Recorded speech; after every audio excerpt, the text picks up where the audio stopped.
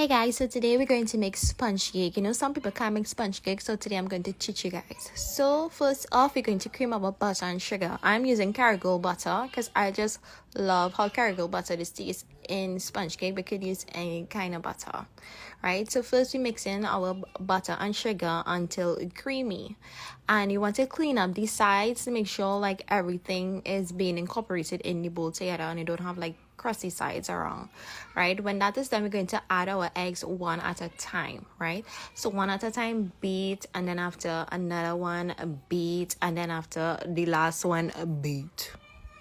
I will put the recipe in the comments afterwards. So this is just my flour mixture. I have flour, baking powder, and salt here, and I'm just going to put some cake spice, and that is my milk and essence. So we're going to start with flour first.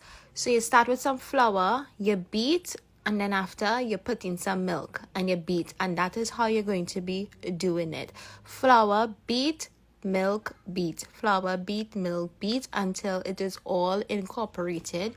You do this about 4 times just to make sure everything is smooth and you don't overbeat sponge cake because it would come out heavy. We want a nice fluffy sponge, right? So putting it together now, I put the same butter package on my pan and I sprayed with some non-stick spray.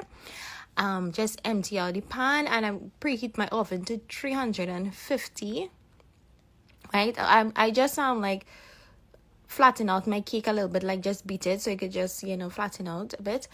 So yeah, 350 for 45 minutes. This is it after 45 minutes. I just put it again for another 5 just to make sure. And look at this, guys, nice spongy fluffy cake.